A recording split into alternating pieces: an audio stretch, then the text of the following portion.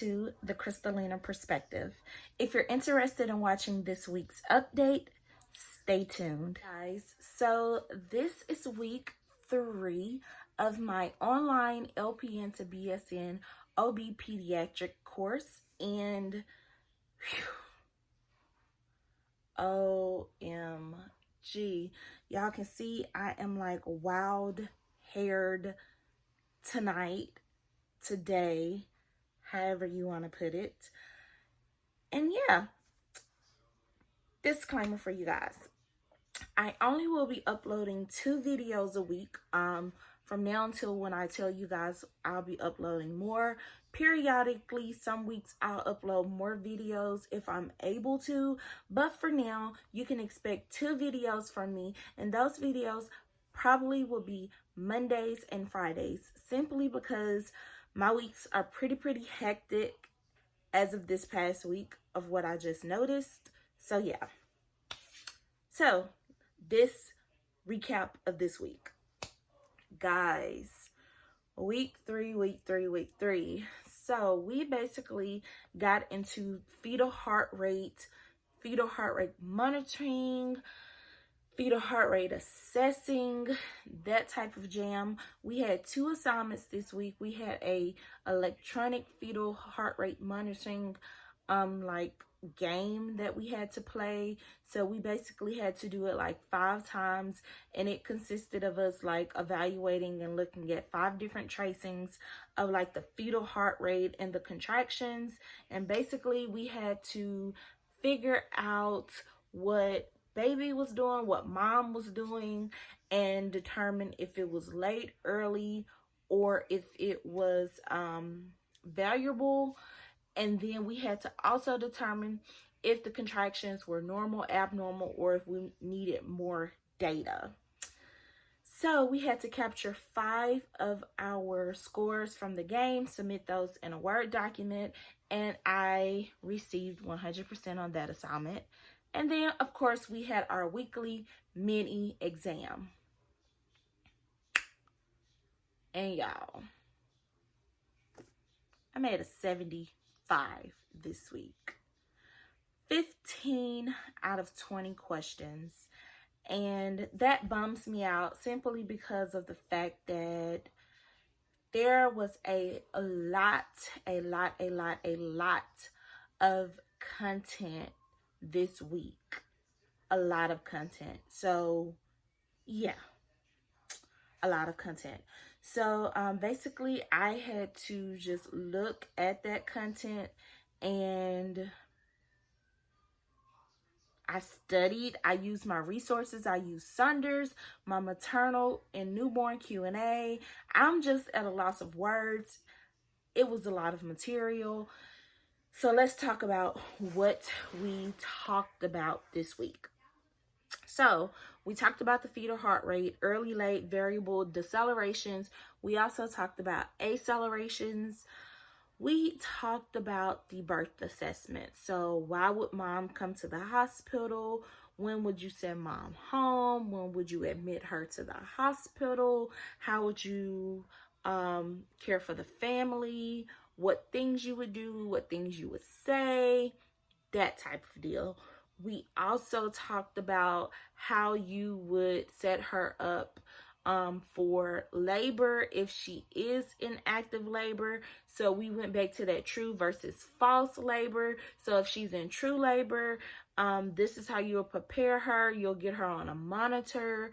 You will monitor fetal heart rate, mom's heart rate, blood pressure, vital signs. You'll capture all that. You'll get lab work, those type of deals.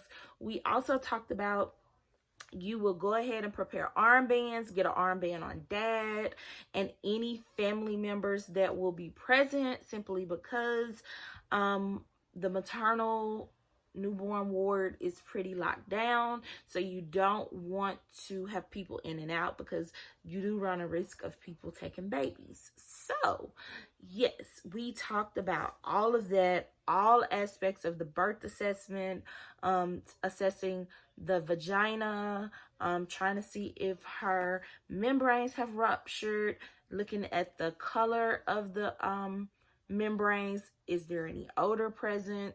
That type of thing. Assessing mom for any type of fever. If her membranes have been ruptured before she's gotten to the facility, how long has it been ruptured?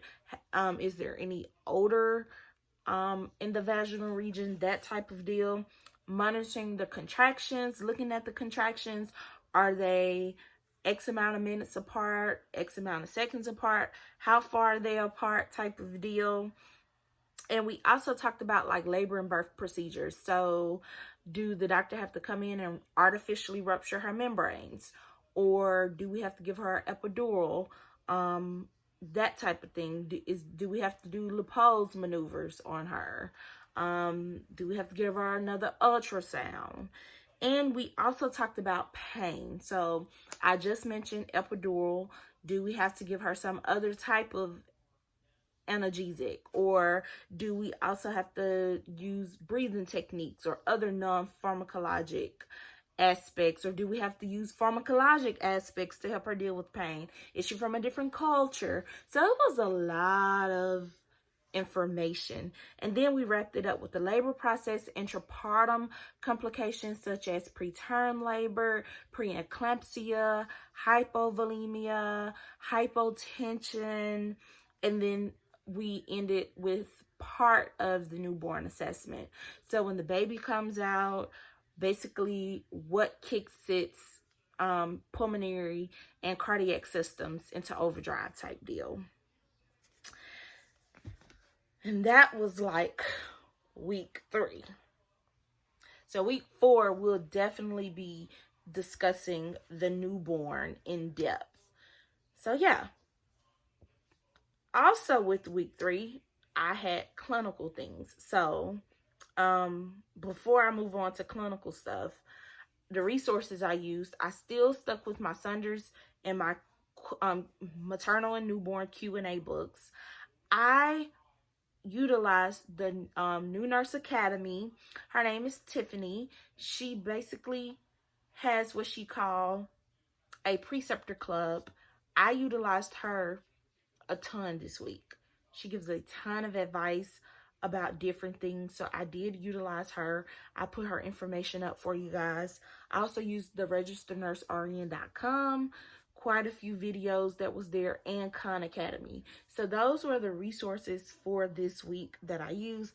I also put links down below for you guys just so that you can have them in case you need to go like check out any of that stuff. Now clinical. So as I told you guys earlier this week in my week 2 update, I failed my med-surg, dosage calculations mathematics test. Well, I failed it again. However, as you guys can see, I'm still in the course. I failed it by 1 question. However, my instructor called me and I basically had to work a math problem over the phone. Basically, what I did was I knew how to answer the question, but apparently I was putting numbers in I was going too fast. That's what it was. It wasn't that I wasn't doing the question properly. I was going entirely too fast. And so she felt that I was safe to continue with the course and to go to clinical. So I went to my first clinical on Tuesday.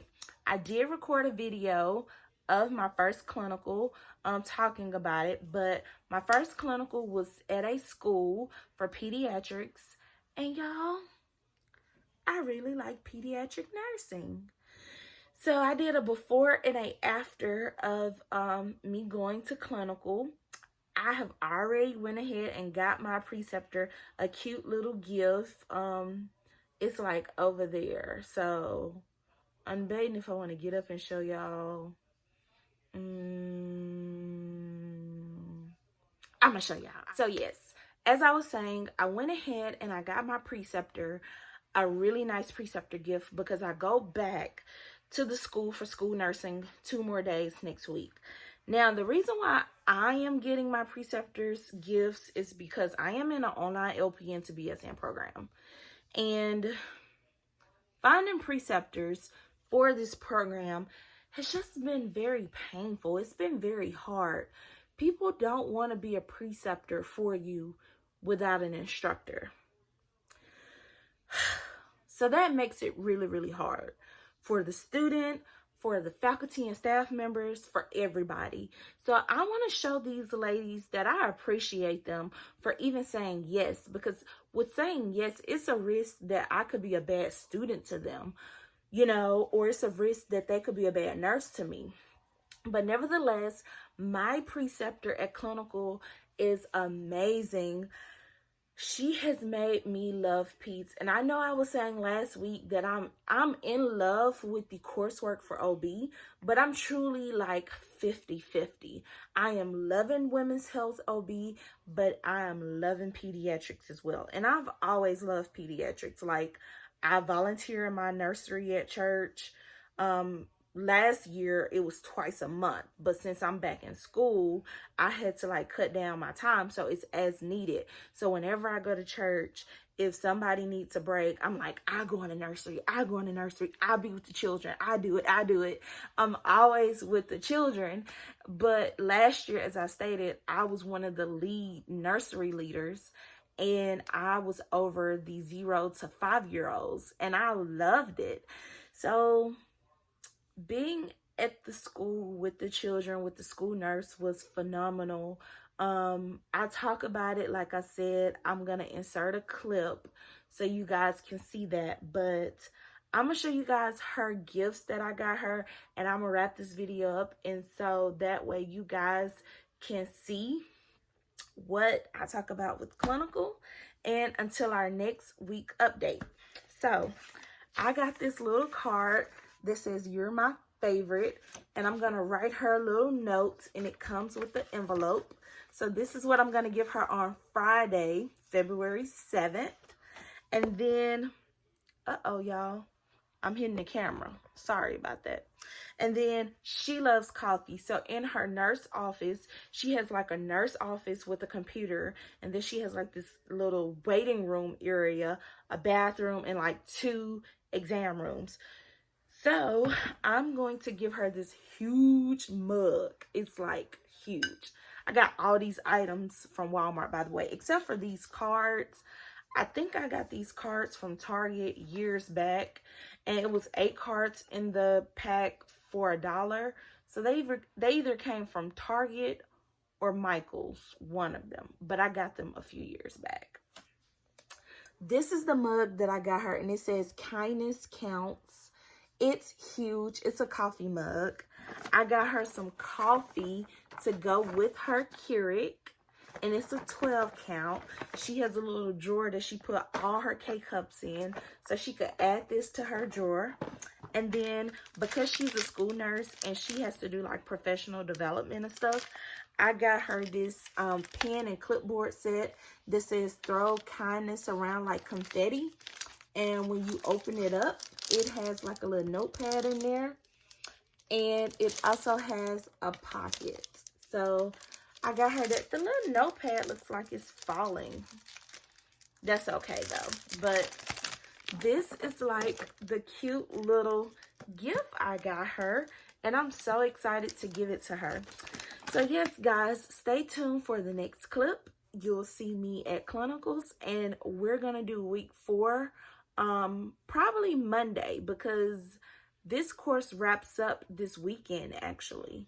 So yeah. Good morning, guys. Today is my first day of Clinical, and I'm a little nervous, but I'm a little excited. I will be going to the school, so that is definitely gonna be different. I've never like done school nursing or anything like that. So yeah, I have my bag over here with like all my stuff in it, and I also have my coffee.